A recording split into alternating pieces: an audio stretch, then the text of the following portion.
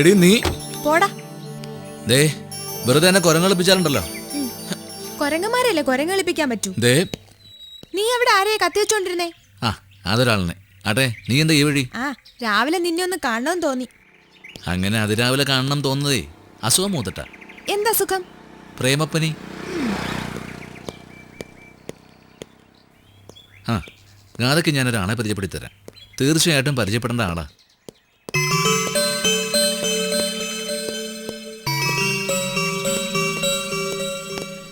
ആ കാർ കിട്ടിയോ? ആ കിട്ടി. ഇവള് പറ്റിച്ച പണിയാ. എന്നിട്ട് നിൽക്കുന്നുണ്ടല്ലേ. ആ ഇതാണ് KT അപ്പുക്കുട്ടൻ എന്ന മഹാനായ ഇന്ത്യൻ ഗോളി. ഓഹോ, നിനക്ക് ഈ വക കാര്യങ്ങളൊന്നും അറിഞ്ഞൂടല്ലോ. ആ സാറേ ഇതെൻ്റെ ഫ്രണ്ട് ഗാഥ. ഇവിടെ അടുത്താ വീട്.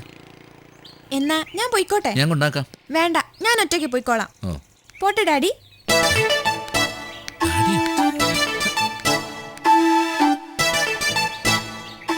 ശരിയെന്നാ.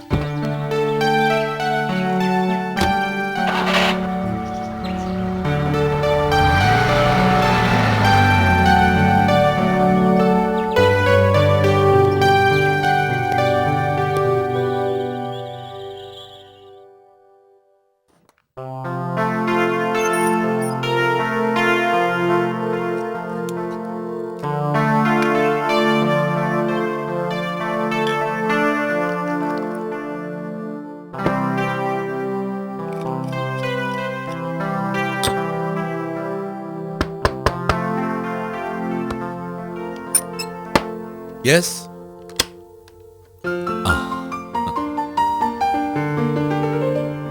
Hello, my son. Welcome. My hearty congratulations. എന്തിന്? വിവാദമായ മദ്രാസ് കേസ് ജയിച്ചതിന്. Thank you. Especially as a father-in-law, I am really proud of you. Thanks.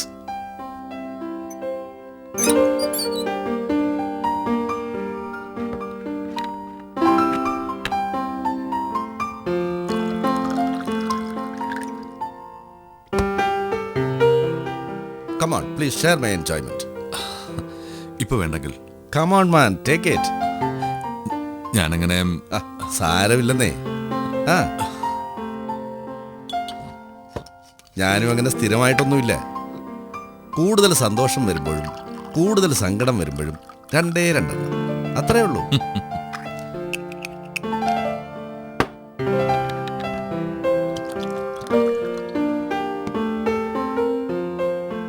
ബോംബെയിൽ വെച്ച് കിട്ടിയ ശീലമാണ്.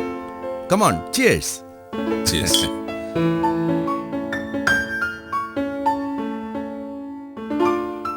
കേട്ടോ ശ്യാം, സാധാരണ കാണുന്നത് പോലെ ഒരമ്മായിയപ്പൻ്റെ ചീപ്പ് കോംപ്ലക്സ് ഒന്നും എനിക്കില്ല. കുറച്ച് ഫോർവേഡാണെന്ന് തന്നെ കൂട്ടിക്കോളൂ.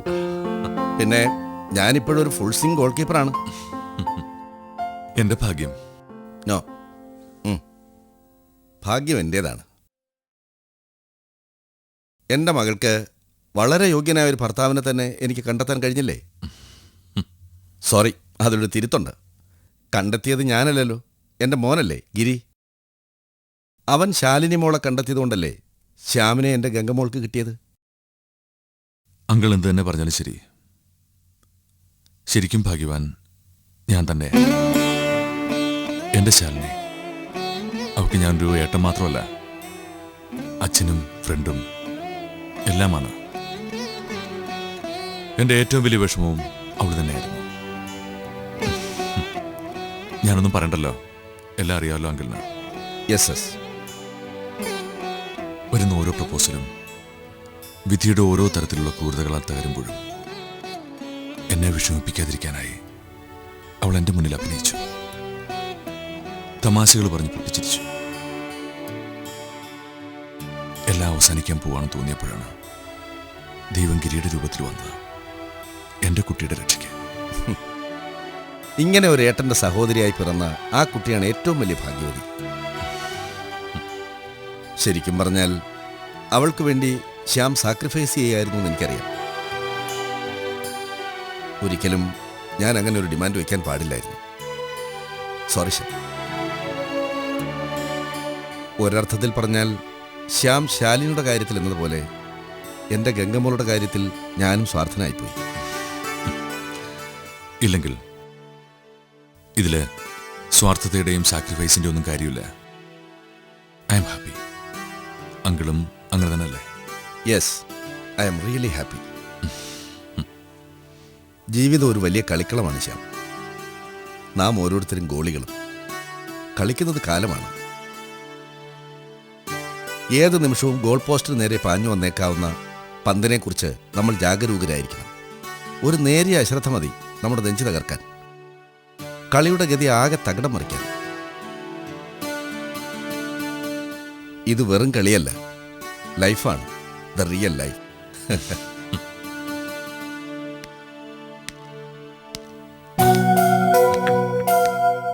ഇത് ശരിയാണോ അപ്പോട്ട?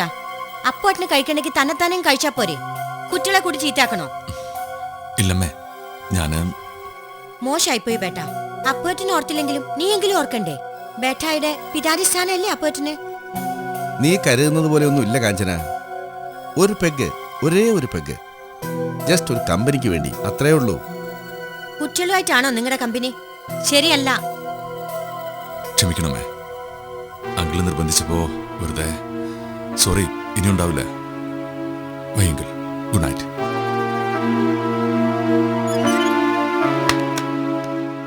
It's too much Kanchana. നിനക്ക് തീരെ വിവരമില്ലാതായി പോയി. ഒരാളുടെ മുന്നിൽ വെച്ചാണോ ഇങ്ങനെയൊക്കെ പറയേണ്ടത്? ശ്യാം നമ്മളുടെ മോളുടെ ഭർത്താവാണ്. അതെന്താ നീ ഓർക്കാഞ്ഞത്? എനിക്കത് അംഗീകരിക്കാനാവില്ല. അയാളുടെ സഹോദരി ശാലിനി നമ്മുടെ ബേട്ടായുടെ ജീവൻ അപകടം ഉണ്ടാക്കും. കാഞ്ചന,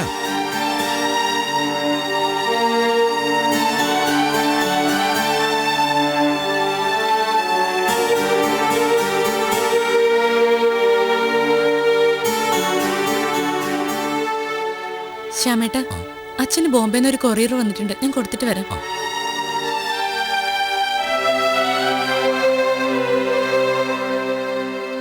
വിവാഹം കഴിഞ്ഞ അന്ന് മുതൽ നിന്നോട് ഞാൻ പറയുന്നതാ, ആളും തരവും നോക്കാതെയുള്ള നിന്റെ ഈ വർത്തമാനം പറിച്ചത് നിർത്തണമെന്ന്. അതിന് വേണ്ടാത്ത കാര്യങ്ങളൊന്നും ഞാൻ പറഞ്ഞില്ലല്ലോ. ഉള്ളതല്ലേ പറഞ്ഞുള്ളൂ. അവന്റെ സഹോദരി ലക്ഷണമില്ലാത്ത പെണ്ണാണെന്ന് ഞാൻ പറഞ്ഞത് സത്യമല്ലേ? അതുകൊണ്ടല്ലേ ആലോചിച്ചു വന്ന 3 പേരും ചത്തത്. ഇനി ബേട്ടയുടെ കാര്യം എന്താവുമെന്ന് ചിന്തിച്ചോ? നിന്നോട് നിർത്താനാ പറഞ്ഞത്. ഇങ്ങനെ ശബ്ദം ഉണ്ടാക്കി എന്റെ വായ അടക്കാനൊന്നും കരുതണ്ട. ഞാൻ ആരുടെ അടിമയല്ല. നിന്റെ ഈ മനോഭാവമാടി നിന്റെ നാശവും. മനോഭാവമൊന്നും അല്ല, നിങ്ങളാണ് എന്റെ നാശത്തിന് കാരണം. ബോംബെ തന്നെ താമസിക്കാന്ന് ഞാൻ പല തവണ പറഞ്ഞല്ലേ? നിങ്ങൾ കേട്ടില്ലല്ലോ. അവിടെ ആയിരുന്നെങ്കിൽ എനിക്ക് ഗതികേട് ഉണ്ടാവില്ലായിരുന്നു. എന്ത് ഗതികേട്? എന്ത് ഗതികേടാടി നിനക്കുണ്ടായത്? നിന്നെ ഞാൻ എന്റെ കൂടെ കൂട്ടിയതോ?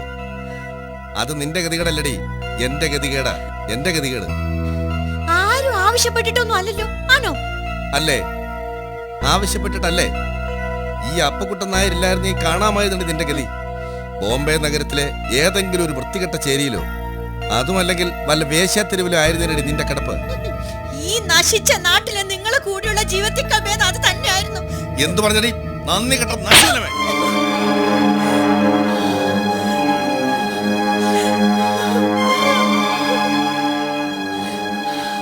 നിങ്ങളിത് പല പ്രാവശ്യം എന്നിങ്ങനെ തല്ലുന്നു. എന്ത് അവകാശത്തിൽ?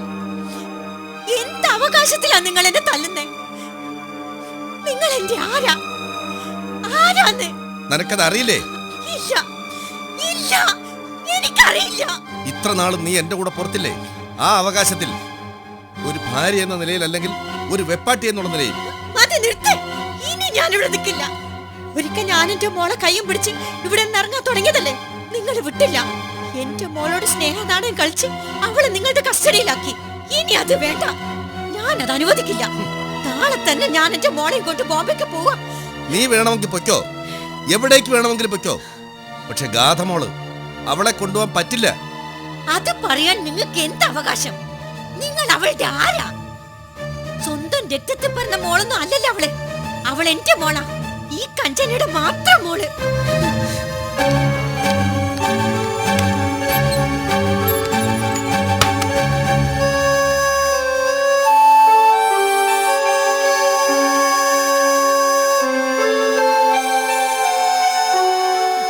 കാണിച്ചു തരാം, എല്ലാത്തിനെയും ഞാൻ കാണിച്ചു തരാം.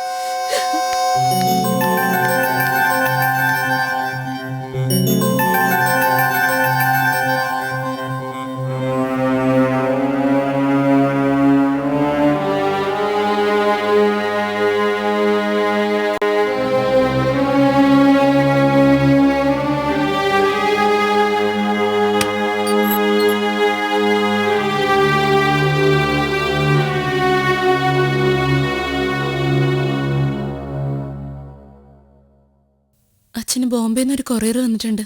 ആ ഞാൻ കേട്ടതൊക്കെ സത്യമാണോ അച്ഛാ?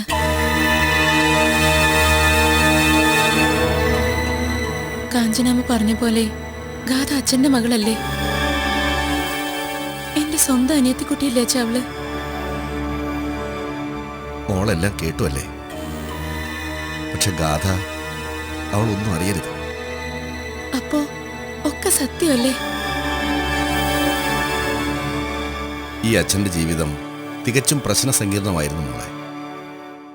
നിന്റെ അമ്മ എൻ്റെ ശാരദ, അവൾ എന്നെ വിട്ടുപോയതോടെയാണ് എല്ലാറ്റിൻ്റെയും തുടക്കം. ഒടുവിൽ യാദൃച്ഛികമായിട്ടാണെങ്കിലും കാഞ്ചനാമ്മയെ കൂടെ കൂട്ടേണ്ടി വന്നത് എൻ്റെ മകൾക്ക് അവൾ എന്നും നല്ലൊരു അമ്മയായിരിക്കും എന്ന് വിശ്വസിച്ചിട്ട് തന്നെയാ. പക്ഷേ എൻ്റെ കണക്കുകൂട്ടലുകളെല്ലാം പിഴയ്ക്കായിരുന്നു മോളെ. അപ്പൊ ഗാഥ? കാഞ്ചനയെ ഞാൻ സ്വീകരിക്കുമ്പോൾ ഗാഥയും ഉണ്ടായിരുന്നു. അവൾക്ക് 1.5 വയസ്സ് പ്രായമായിരുന്നു. ആ മോളെ, എൻ്റെ മോൾ ഇതൊന്നും അറിഞ്ഞതായി വിചാരിക്കേ വേണ്ട. മറ്റാരോടും പറയാൻ വേണ്ട, പ്രത്യേകിച്ച് ശ്യാമിനോട്.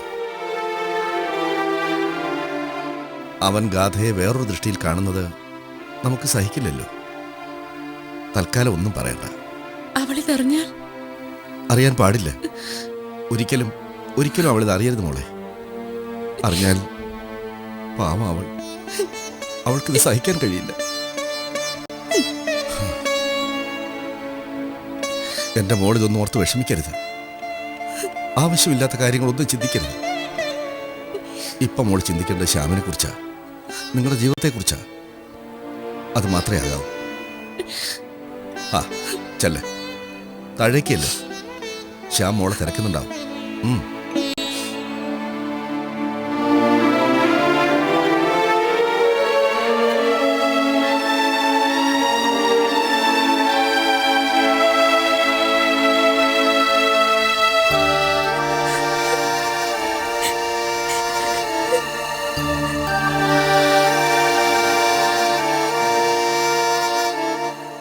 എന്താ ഗംഗേച്ചി, ഇവിടെ വലിയൊരു ഭൂകമ്പമൊക്കെ കേട്ടല്ലോ.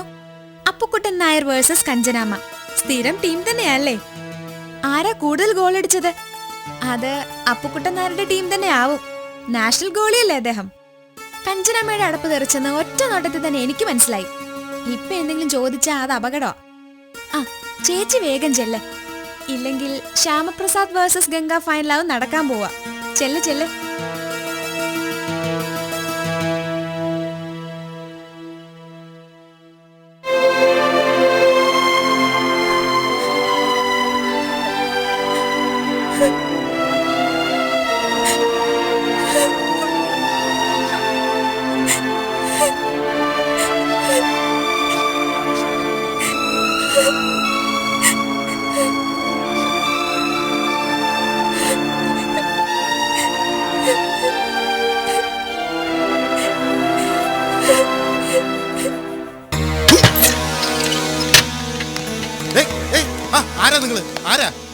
ഒന്ന് പോടോ അവിടുന്ന്. താൻ ആരാടോ എന്നോട് ചോദിക്കാൻ? താൻ ആരാ? ഗേറ്റിൽ എന്നാന്നറിയണല്ലോ. ഞാൻ പിന്നെ ഇവിടെ നിൽക്കുന്നതിനാണ്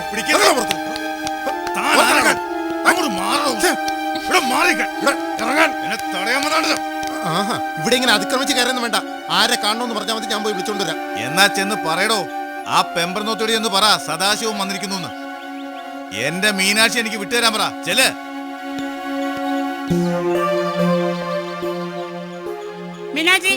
மீனாட்சி இந்த சேட்டனை பார்த்தா பொண்ணை தெரியானா இருக்கு. இந்த வயற அல்வா சாப்பிட்டு இருக்கதா? மீனாட்சி எവിടെ?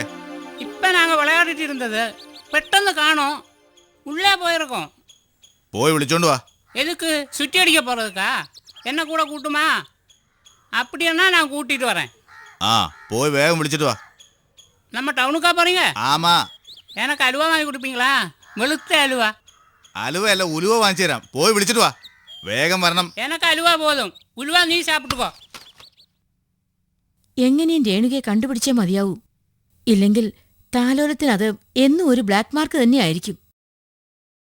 ഒരു CI അരുൺകുമാറിനാണ് അന്വേഷണ ചുമതലയെന്നറിയുന്നു. ഇല്ല, ഇവിടെ വന്നില്ല. അതെ, ഞാൻ പ്രതീക്ഷിച്ചിരിക്കുകയാണ്. ആ, ശരി, ഞാൻ പിന്നെ വിളിച്ചോളാം. ഓക്കെ.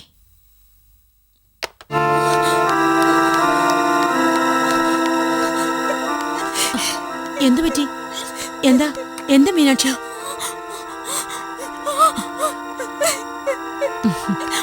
പേടിക്കണ്ട.